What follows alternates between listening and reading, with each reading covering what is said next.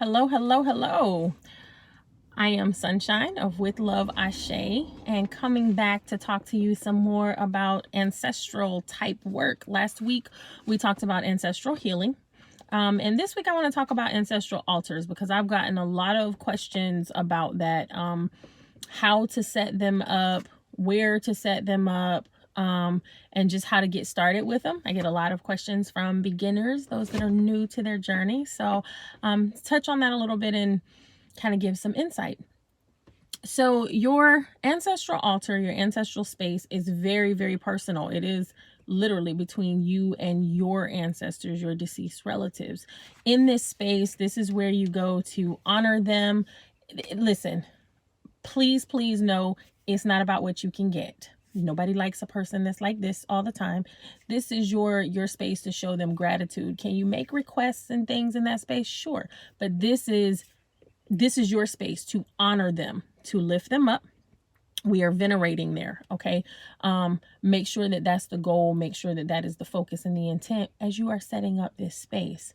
Naturally, it's a natural exchange of energy that they're going to take care of you if you are taking care of them. Okay. So don't have, those worries or those concerns.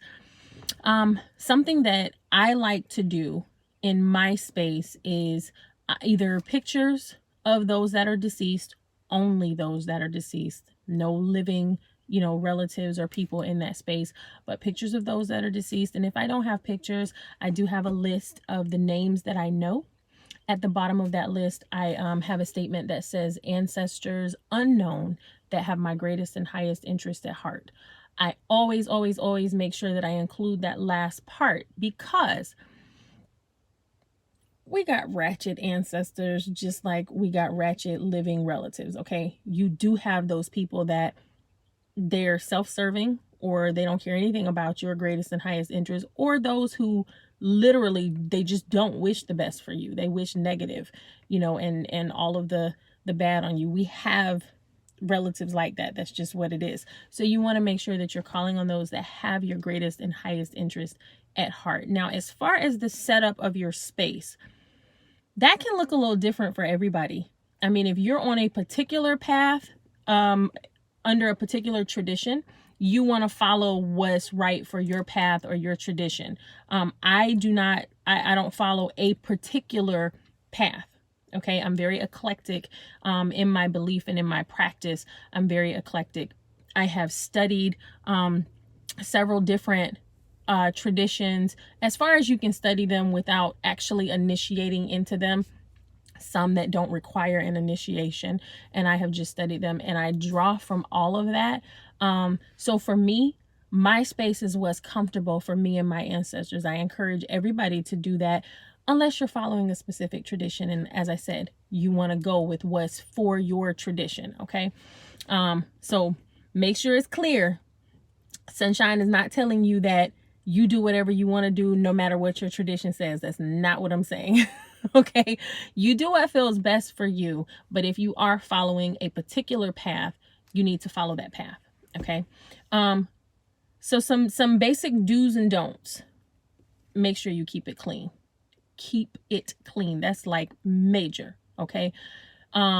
Incense dust settling, dust in general settling. You want to make sure that you clean that up. A lot of people use a white ancestor cloth for their ancestor space. That's great. Make sure that you keep it clean. For me personal, I hold the belief and the feeling that I have in my space is that the more that I'm there, the more that I'm honoring them, the more that I am giving, and doing things in that space, it builds up energy, right? And I feel my ancestors more and more and more. So I don't like to disturb that space a whole lot. So I'm not moving everything around a whole lot. So I have it sitting on a white surface, no cloth. And that's just for me because I don't want to have to move everything to take that off to go and wash it, and you will have to do that consistently. That can't just be like, oh, okay, it's been 6 months, I'm gonna wash this. That's nasty. You want to make sure that you are cleaning that space up. Okay. So for me, it's just a white surface that's easy for me to clean up, to keep it looking nice and decent for them. Things that you place there: coffee, water, alcohol, whatever it is, Clean their dishes. Food, clean the dishes. Make sure that you are not giving them something that you wouldn't want yourself. Okay, if that water has dirt floating in it, some bug done landed in it or something like that, do not leave that sitting there. Okay, if you have one of those deals where I don't change the water for 7 days, okay, that's your choice. But if it has a bug floating in it and it's been sitting there for 4 days, you're not going to wait them extra 3 days to change it. No. If you wouldn't take it into yourself, if you wouldn't consume it yourself, don't leave it there for them. You are not treating them like they are second-class citizens in your family. You're supposed to be venerating, right? This is like royal treatment for them, okay? How well you take care of them is going to have an impact on how well they're taking care of you. So make sure that you're doing the best thing. Those glasses need to be clean. Those dishes need to be washed. Make sure that you're washing them consistently. Make sure that you're giving them clean, edible, good things, right? The food that you place there, make sure it's the temperature that it's supposed to be. If it's food that's served hot, it needs to be hot. Okay. If it's something that's more of like cakes and stuff, that can be room temperature, that's fine. But if it's food that you go in the kitchen to get it and you won't eat it while it's cold, don't put it there for them cold. Now, something that I like to do myself, because I have been asked about when do you get rid of the food? When do you dispose of it and how do you dispose of it? Okay, something that I do is in the middle of the plate, I will put a tea light. I light my tea light. I'm going to light candles for them anyway. So I will put a tea light there and I will light my tea light, okay? When that tea light goes out, whether it has burned completely out or whether it just goes out, on its own and there's still wax left or whatever, that's my signal. It's time to dispose of it. They've gotten what they needed from it. They've gotten all that they wanted from it. It's time to dispose of it, okay? I have heard that some people will take it and they'll eat it themselves. I have heard people say, like they give it to their pets or whatever. For me personal, there's woods near my home, like in my backyard, basically. I go and dump it out on the edge of the woods. I put it out there. I'm saying dump it, but I put it out there kind of neatly. I do. And I will pour libations out there. I will pour the water and stuff out there, and I leave it out there for whatever animals to eat. I am very much connected with different animals in nature that way. So that works for me and that feels right for me. Do what feels best for you. Some people just throw it away. Do what feels best for you. Okay. Let your ancestors guide you. They'll tell you what they want you to do. They'll tell you the best thing to do. Listen, trust your gut instinct. Listen, that's a major thing. If you don't get anything else from me in any of my videos, make sure that you get that you are supposed to trust yourself. Whatever you're doing needs to resonate with your spirit because they're going to let you know. Okay. Candles. If you're burning candles, I, as a rule of thumb, tend to stick with just white candles. In this space, you're connecting to your ancestors. That's connected to the crown chakra. For me, that works because it's like opening up that connection. Okay. Also, different candles have, different candle colors have different meanings and different intentions, kind of into those, in those colors. You know what I mean? So now I tend to stick with just white. I deviate from that if my ancestors give me an indication that I need to do that. I've had them, let me know that they wanted a purple candle or they wanted a blue candle or whatever the case may be. I do that in those moments, but if I don't get that kind of nudge to go that direction, I stick with white candles. I use a lot of tea lights. Sometimes I'll use a white 7-day candle. It just kind of, it depends on the feeling that I get from them. But as a general rule of thumb, I do not use black candles in that space. I bring nothing dark into that space just because I want the vibration and the energy to be way up here, right?